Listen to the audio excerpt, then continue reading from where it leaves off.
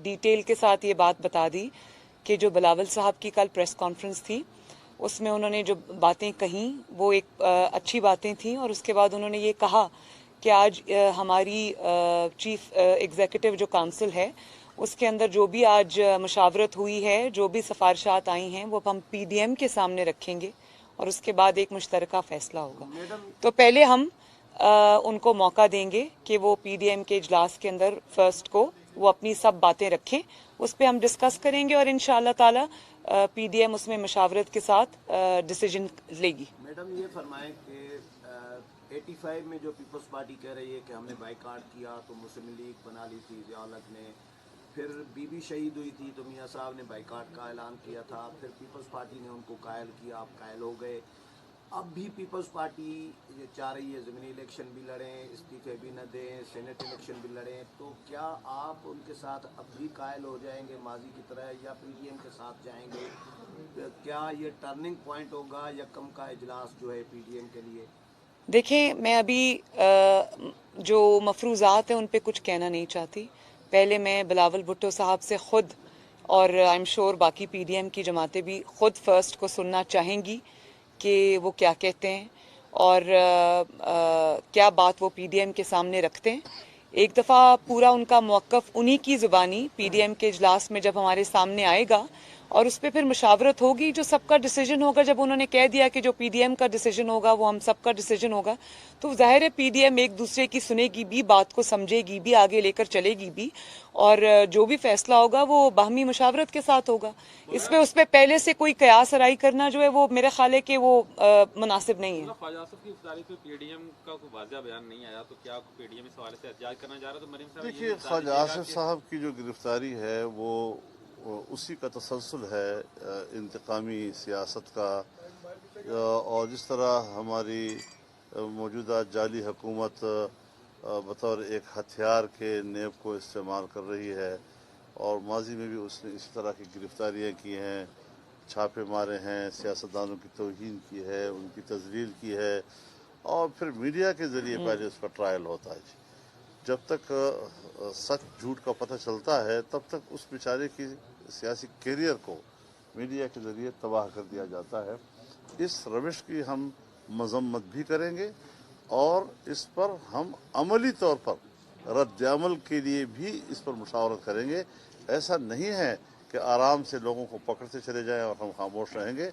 हम इस पर बाकायदा मुजाहरे करने, एहतजाज करने और उसको एक अमली शक्ल देने के लिए तजावीज़ दे के जाएंगे पीडीएम के सरबराही इजलास में, और उस पर इंशाअल्लाह हिकमत अमली वज़ा की जाएगी।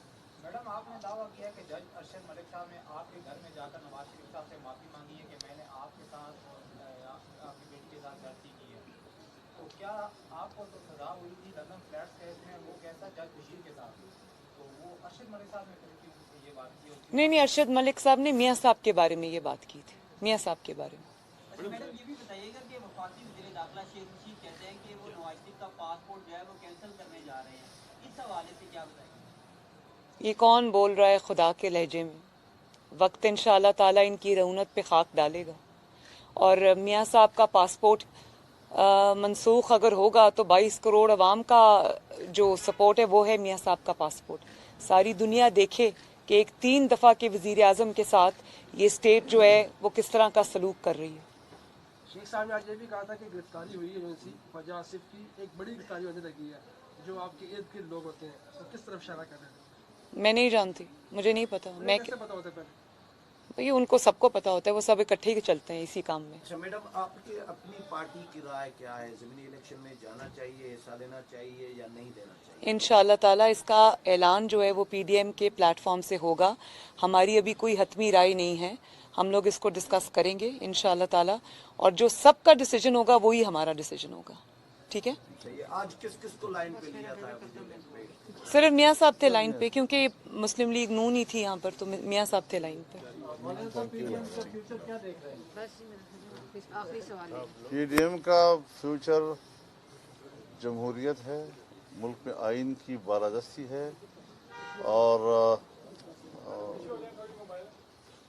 अवामी कुव्वत का एक फतह है जो इंशाअल्लाह आइंदा आप देखेंगे।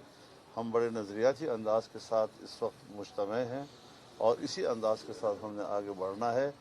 अवामी क़ुव्वत जो है वो हमेशा फ़तह हासिल करती है जमहूरियत आखिरी में। सवाल का जवाब दे दें कि जिस तरह मरीम भी आपके साथ खड़ी हैं, मुस्तकबिल में बिलावल आप खड़े नजर आ रहे हैं पीडीएम में, आप किस हद तक पुरुमीद हैं? हाल में आप भी खड़े हैं। कितने ज़माने से हमें इकट्ठा देख रहे हैं, तो फिर जब हम इतना अरसा इकट्ठे रहे हैं तो फिर आप शकूक क्यों पैदा करना चाहते हैं? आप गड़ी खुदाबख्श नहीं गए इसलिए पैदा हुआ। नहीं, गड़ी खुदाबख्श का जाना हमारा कोई प्रोग्राम नहीं था, न मुझे दावत थी। 2 दिन पहले मुझे इत्तला मिली, मैंने कोशिश की कि मैं अपनी जो एंगेजमेंट्स हैं उसमें रद्द-बदल कर सकूं, लेकिन कादिर नहीं हो सका।